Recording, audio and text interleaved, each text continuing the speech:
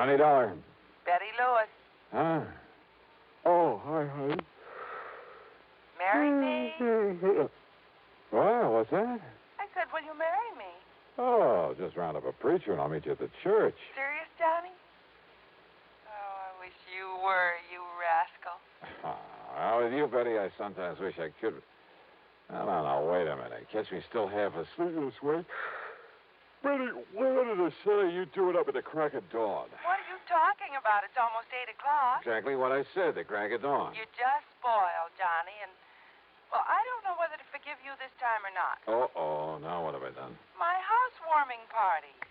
Oh, no. Oh, yes. It took me 3 months of hard work to get my new little house fixed up out here. No visitors, no fun, no nothing Betty. to work. And then when I do invite you and you accept... Betty, honest, listen. This is crazy business of mine. Better be good, Johnny. Well, I was out in Eugene, Oregon, and there was no way... Eugene, Oregon? Yeah, one of those last-minute things, insurance investigation. There was no way I could get out of it.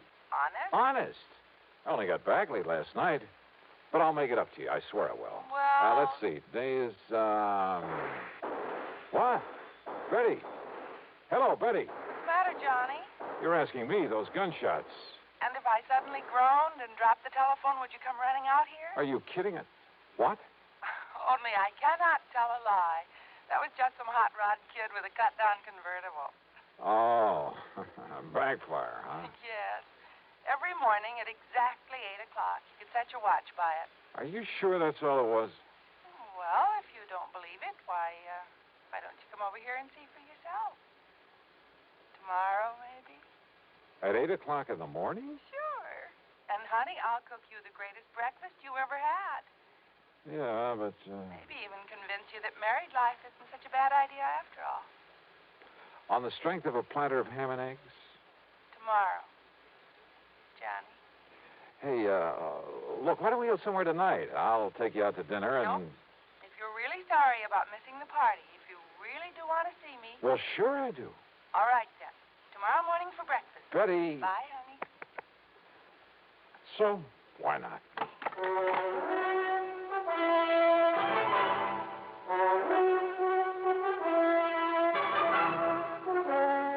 CBS Radio brings you Bob Bailey in the exciting adventures of the man with the action-packed expense account.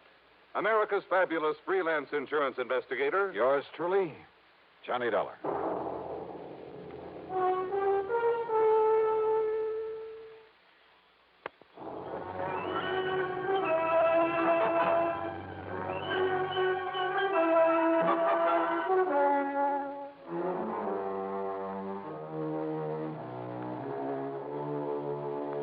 Expense account submitted by Special Investigator Johnny Dollar to the Universal Adjustment Bureau, Hartford, Connecticut. Attention, Mr. Pat McCracken. Following is an account of expenses incurred during my investigation of the Backfire that Backfired matter. I know, Pat, you haven't assigned me to a case. I also know I hadn't the least idea that having breakfast with my best gal was to be only the beginning of an insurance investigation. That before it was over, I'd be lucky to get out of the whole mess alive. But believe me, that's the way it worked out. So if there's any question about your company paying this expense account, well, just read on. Okay, then. Expense account item 1, the following morning, that is, $4.25 for a tank full of gas for my car. By the unearthly hour of 7:40 a.m., I was on my way to far out beyond the edge of town to 11325 East Maple Drive and the newly acquired domicile of my date for breakfast, Betty Lewis. Now, I'm not used to this early morning stuff and was kind of surprised to find so much of the world wide awake. It was warm and pleasant, too early for the scorching summer sun. Front lawns of the rather nice homes in this section glistened with dew. The fields and trees were filled with millions of birds, all singing their heads off, with squirrels chattering away. Yep, real pleasant. Something I'd have to try again sometime. Betty's place, which I hadn't seen before, turned out to be a very cute one-story affair, coral roof and shutters to match. It was set comfortably in between a couple of somewhat larger homes. As for Betty, who stood there at the front door waiting for me, well, I don't know how she does it, but that ever-loving doll, even at this hour, looked as smart and attractive as any man could want. I just can't believe it. And it's still a full 6 minutes before 8 o'clock. Hi, honey. Mwah. Yeah, so early in the morning? You mind? I do not. Come here, yeah. Oh, Johnny. Ruff. Gee, what this morning air does to you. Come in, huh? Said the spider to the fly? Oh, sure. I make no bones about it. Your neighbors used to seeing this sort of thing? Oh, sure. I've been having strange men in for breakfast every day. Uh-huh. You know, just so the neighbors wouldn't be shocked when I finally dragged you into my trap. How do you like it, Johnny?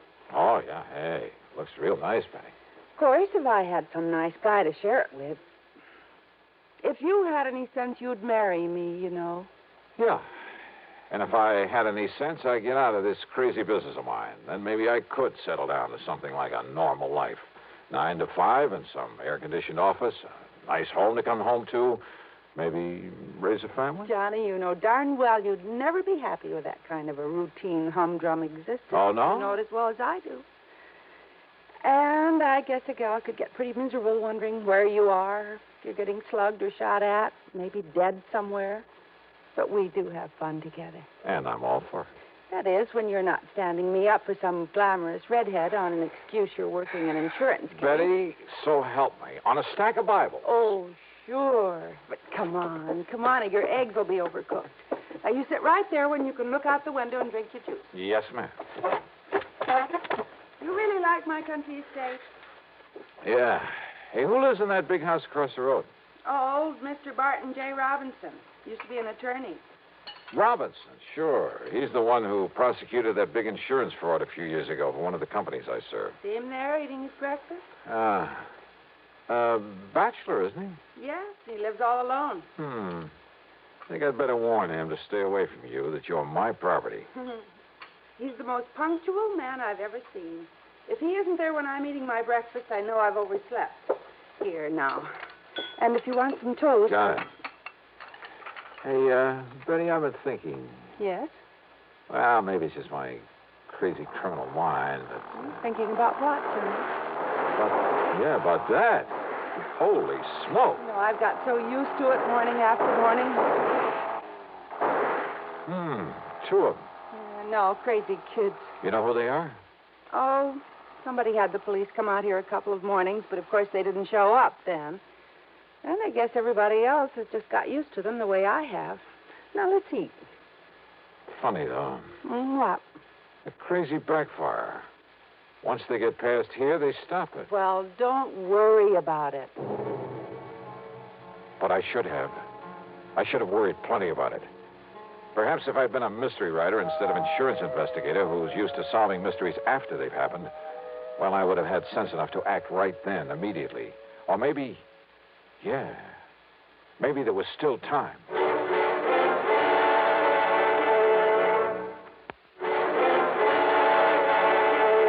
And you have no idea who those two are. The ones who go barreling by in that hot rod every morning? Nobody could seem to find out, Johnny. And as I said... Yeah, everybody's got used to the noise of that backfiring. But listen, Betty... Why don't you eat your breakfast, honey? You call them kids, but they aren't. Honey, please. I thought we were just going to have breakfast and talk and sort of make up for lost time. Yeah, I'm sorry for them. But now, look. Honestly, do you have to dream up a lot of mystery and intrigue about even the most normal things that happen? They cut the backfiring just as soon as they got around that curve. 3CFU 160. What? The license on that car. Oh, Johnny. Hey, listen, honey, let me use your phone. Didn't I see one right here in the living room? Oh, yeah. But why? And, Johnny, your breakfast will get cold. Be right back.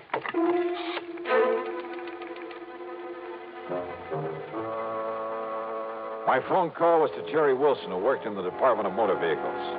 It took him a few minutes to dig into the files for me, but when he came back to the phone, his answer was short and to the point. Sorry, Johnny, but you must have made a mistake. You're sure about that? Absolutely. But what happened? Why do you want to know? Well, I'm just curious, that's all. Oh, now, Johnny, I know you better than that. Back, Jerry, and thanks. Thanks a lot. Now, Johnny... Oh, sorry, buddy. Oh, I guess you're right, Johnny. About driving a wife crazy, I mean. I was right about that car. What? That license on it is a phony. There ain't no such number here in Connecticut. All right, so a couple of kids didn't have enough money to buy a license. I tell you, they aren't kids. Now that I've had a chance to think about it, I'd swear there was something familiar about the looks of the one beside the driver. Oh, sure. Some nasty criminal you've tangled with and... Oh, Johnny, listen. This isn't why I asked you out here, to cook up some deep mystery. Hey, Betty, this lawyer, this Barton Robinson, who lives in the big house across the road. I don't care about him, Johnny. I care about you. You say that every morning at this same time he's there beside that window eating his breakfast? The same time that car comes roaring by? Yes. When he's here, that is. He was away for 5 or 6 weeks. Until when? He must have come back last night. This morning's the first time in 5 or 6. And when did those hot rodders start coming around? Oh, well, I guess it was about a week after Mr. Robinson went away. Casing the joint, huh? What? Johnny, for heaven's Betty, listen to me. You probably won't forgive me for this. Johnny. Now, listen. Sometimes when I'm working on a But case... you're not, dear. Well, sometimes when I run out of leads, all I have to work on is a hunch. 3 months I've been But waiting. strangely enough, the hunches usually pay I off. wasn't going to tell you until So later. maybe my hunch is right this But time. I called the office and told them I wouldn't Because be in. I got a real big fat one I about thought that you car. and I could go somewhere, drive out in the country, Oh, I'm maybe. sorry, honey. I really am Like sorry. I said, kind of make up for lost But time. I got to get on this thing, and right now. Oh, Johnny, how can you do this Look, to I'll me? pick you up tonight. We'll have dinner, taking a show, make a night of it, anything you want. I know that walking out on you this way's a dirty trick, and if you want to, you can just tell me to... Please, honey, tonight for sure. Oh, sure, Johnny. You know what a pushover I am. Thanks, hon. See you later. I set out to find that car, who owned it, and why the big backfire racket in that particular spot day after day. There was a purpose there, I was sure of it. Not just a couple of kids out on a tear. Besides, they weren't kids. I'd seen that for myself. Because of the way the car had taken the curve down the road, it left a very clear set of tire marks. So I started a careful inspection of driveways, even asked the people who lived along there what they knew about that car. And it took me most of the day. Expense account item 2, by the way, is $1.25 for a late afternoon lunch at a roadside tavern. It was there I finally got some information. You want another bottle of beer, huh, Charlie? Okay. I got one already. Now, as I was saying, mister, I think I know the very car you mean. Yeah? Out of 1941, tied down with straight pipes. Must have been a convertible before they throwed the top away. Makes a lot of noise. You know who owns it? Where I can find it? Well, I think I seen it take the cutoff one morning. Cut off? Yeah, when I was on my way to work here. What cut off? About a mile up the road to cut off over to Byerly Swamp. Good. Thanks a lot. Here's for the food. Well, you interested in buying that old crate? Something like that.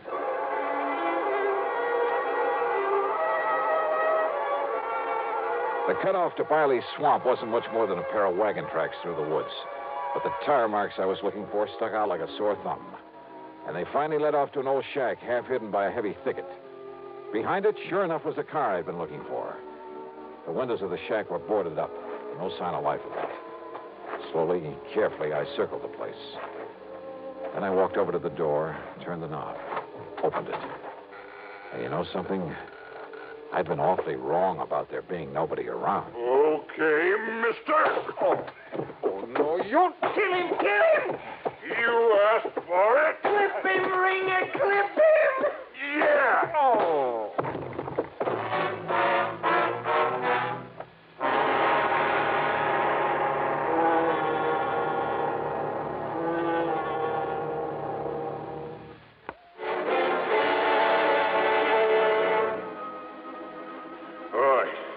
All right, get some water, Gil. Bring him to. We'll find out what he's doing around here. Let me go through his pockets, Ringer, see who he is. Yeah, go ahead. The one called Ringer was too big for me. So rather than take any more of it for the moment, I lay there and let them go through my pockets. And of course, they took my gun. When the little one, Gil, started pouring water not only on but into me, well, I had to come to or choke to death. Oh, give him the whole bucket. Yeah, sure. Johnny Dollar, huh? Insurance stick. No, don't try getting up on your feet. You think I could if I wanted to? Yeah, you really clipped him, Ringer. Shut up. So the coppers have been after me since I got out of their clink, huh? But they couldn't find me, so they had to send you out. Is that it, Dollar? What do you think? I think you're going to be awful sorry. And awful dead. You think you or anybody else could keep me from knocking off that fancy mouthpiece after sending me up the way he did? Well, nobody's smart enough. You're gonna knock him off, Ringer, huh? You're gonna kill him? After we get that lawyer, Well, why not now, huh? anything goes wrong, I might need Dollar for a hostage. Oh, sure. Only what's a hostage? Only nothing is gonna go wrong. I'm too smart for that. Yeah, I guess you are at that, Ringer. That business of driving by his house every day, the Backfire. That's right, so nobody worries about it no more. And the Backfire will cover the shots when you murder Lawyer Robbins. That's right. Nobody will even notice. And all it takes is one good shot through his window. Just a little hole in that window nobody will notice unless they go up and look at it. An elaborate scheme like that just to show how smart you are? No, because knowing I'm on the loose again, he has that house locked up like a bank vault. Not even Gil and me could get in without setting off an alarm. And he keeps the blinds down at night. Can't even see him in there. But every morning at the same time, he's there at the window. So now that he's home, we got him. Tomorrow morning... Shut up, Gil. Soak up some of that rawhide so we can tie him up and get out of here. Yeah, sure, Ringer. I want to get some food and some sleep. Then, Dollar, we'll be back to see you in the morning. And after we do, you won't see anything anywhere anymore. Wet rawhide that shrinks when it dries, cuts into ankles and wrists like a steel band. By the time they finally left in their hot rod, the pain was excruciating. Sure, I could roll around a bit, maybe even out the door. What good was that?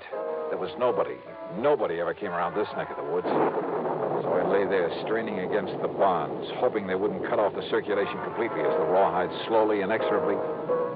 Wait. It was raining hard. I rolled myself painfully out the door into a puddle in front of it. It seemed like hours. It was hours. It was long after daylight before the rawhide finally stretched enough for me to get a hand free and take off the rest of the thongs that bound me. I looked at my watch. 8:15, which meant they'd done their job. And yeah, now they'd come back here to... Then I heard it. The hot rod coming down the soggy wagon road. Quickly, I ducked back into the shack, waited behind the door.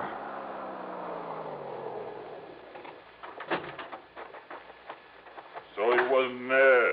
We had the storm to cover us, too. I don't get it, Ringer. So he wasn't there at that window means somebody warned him. Means that Johnny Dollar warned him. That means we're taking care of Dollar right now. No, wait. Listen, What? that car coming down the road. Yeah, I see it.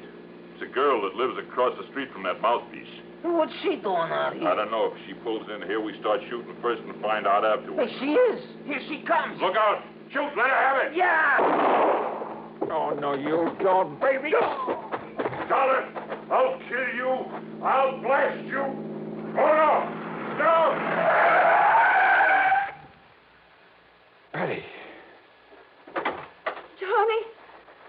Johnny, if I hadn't run into him, he would have killed me. That's okay, honey. You did the right thing. Johnny, when you didn't come last night, and this morning when the man at the roadhouse told me where he'd sent you to find that hot rod. Honey, now. So I told Mr. Robinson to stay away from his window, and I came as fast as...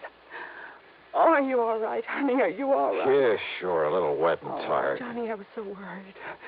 I was so worried about you. I'm sure glad you were. Thanks, honey. Oh, do that again.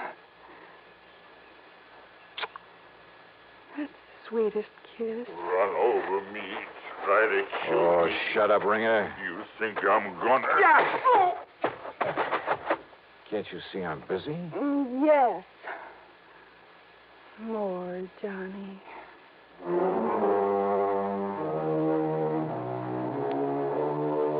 It was Betty Lewis who really saved the life of that insurance attorney. So most of this expense account covers some well-earned entertainment, plus a little gift for her. No, not an engagement ring, but a big jug of my sin. But I must admit, she certainly makes me think about the merits of... Yeah. Expense account total $450 even. Yours truly, Johnny Dollar.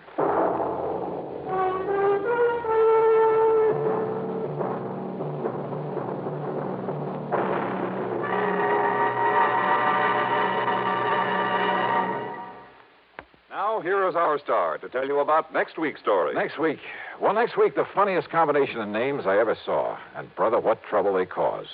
Join us, won't you? Yours truly, Johnny Dollar.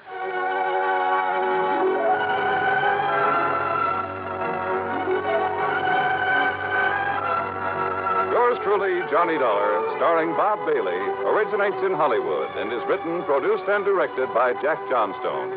Heard in our cast were Virginia Gregg, Forrest Lewis, Barney Phillips, and Tom Holland. This is Jim Matthews speaking.